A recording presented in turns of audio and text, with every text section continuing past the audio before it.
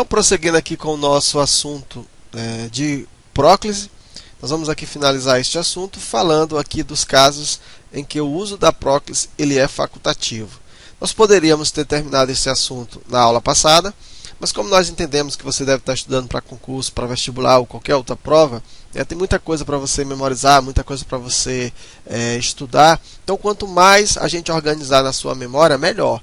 Então, eu prefiro fazer aulas separadas para assuntos diferentes. Assim fica mais fácil de você estudar. Bem, nós vimos que alguns casos, quando existe o fator de próclise ou a palavra atrativa, a próclise ela é o quê? Ela é obrigatória. Mas existem também alguns casos em que é facultativo você utilizar a próclise. É isso que a gente vai ver agora. Então aqui diz o seguinte, havendo duas palavras atrativas, tanto o pronome poderá ficar após as duas palavras, quanto entre elas. Esse fenômeno nós chamamos de apossínclise. Então eu tenho aqui, se me não amas mais, diga-me. Então observa assim, pessoal, que eu tenho aqui dois pronomes. Eu tenho o me na primeira oração, diz assim, não amas mais. O me está entre o se e o não, e eu tenho o diga-me. Aqui está empregado corretamente. Observa que eu tenho uma vírgula aqui, então ocorreu a ênclise, sem problema. Mas aqui a nossa questão é essa aqui. Veja que o me ele está entre o se e o não, e o verbo está bem aqui, certo? Então, ao invés de eu colocar ele aqui, observa que ele está aqui. Então, vamos lá. O que é este se? Este se é uma conjunção subordinativa, certo? E nós vimos que conjunções subordinativas, fator de próclise, ou seja, palavra atrativa. Uma conjunção subordinativa é uma palavra atrativa. E qual é o tipo dessa conjunção aí? É uma conjunção subordinativa adverbial condicional, tá?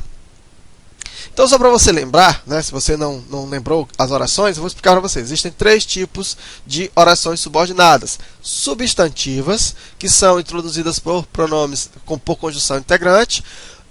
Orações subordinadas adjetivas, que são introduzidas por pronome relativo. E as orações subordinadas adverbiais. Tá? Nesse caso aqui, nós temos uma oração adverbial. Essa aqui é uma conjunção subordinativa adverbial condicional e é fator de próclise, ou seja, é palavra atrativa.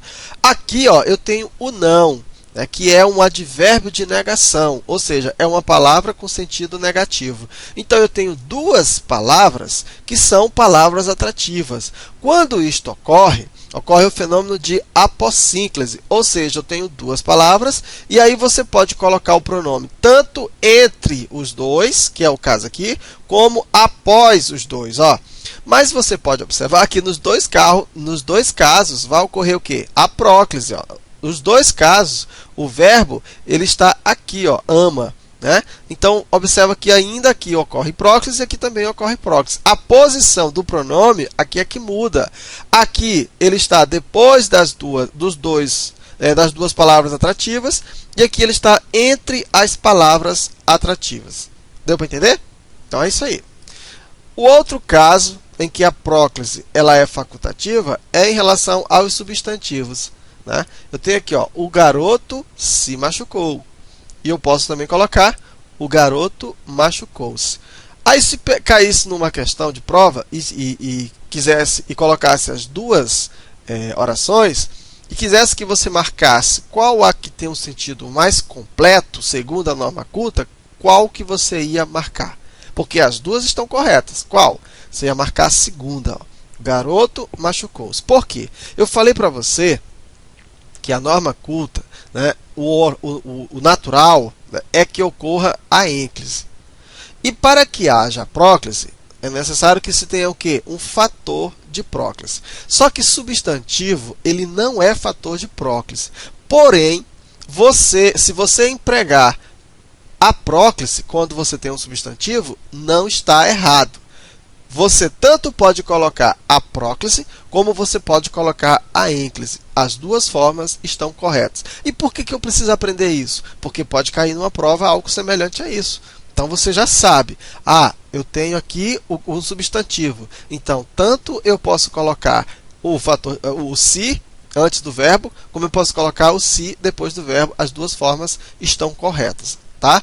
E daí, pessoal, a gente disse no começo, eu disse no começo que nem sempre para haver próclise tem que haver fator de próclise. Ó. Nesse caso, não tem um fator de próclise, não tem uma palavra atrativa. Substantivo não é palavra atrativa, porém permite o uso da próclise. Né? Por que permite eu não sei, mas permite. Exemplo aqui, ó, o garoto se machucará. E eu ainda dizer, ó, o garoto machucar-se-á. Olha isso aí, pessoal. Se pegar isso numa prova, qual seria o mais correto? O mais correto é o segundo também, o garoto machucar-se-á. Por quê? Porque quando o verbo está no futuro do presente ou no futuro do pretérito do indicativo, o mais correto é nós utilizarmos o quê? A mesóclise, a não ser que haja um fator de próclise. Garoto é substantivo. Substantivo não é fator de próclise. Porém, você pode empregar sem nenhum problema. Neste caso, não tem erro. Não é errado, né, você empregar aqui a próclise. É errado você colocar a ênclise. Aí sim, machucará-se, aí já está errado. Mas a mesóclise, você pode... a próclise, você pode colocar sem nenhum problema.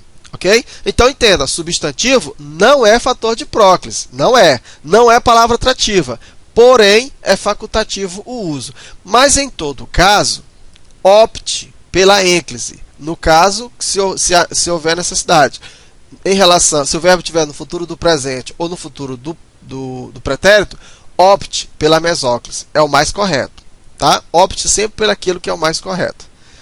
Ó, com pronomes pessoais, né, nós vimos que os pronomes pessoais não são fatores de próclise, não são, o pronome pessoal não é palavra atrativa, mas eu posso tanto dizer como ele me agradou ou ele agradou-me. Qual é o mais correto? O agradou-me, tá?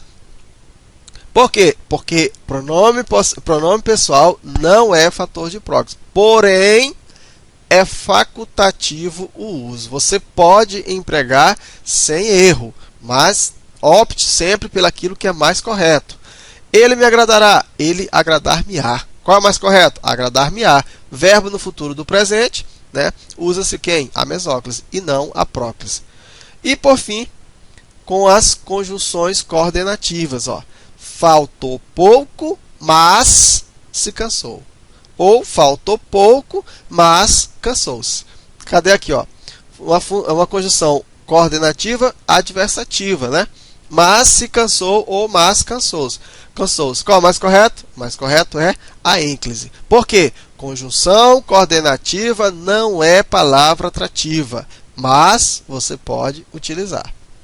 Ok? Então, na próxima aula, a gente continua falando de ênclise. Eu só quero que fique claro aqui nessa aula que substantivo, pronome pessoal e conjunção coordenativa, eles não são palavras atrativas, eles não são fatores de próclise, porém, você pode utilizar a próclise sem problema nenhum.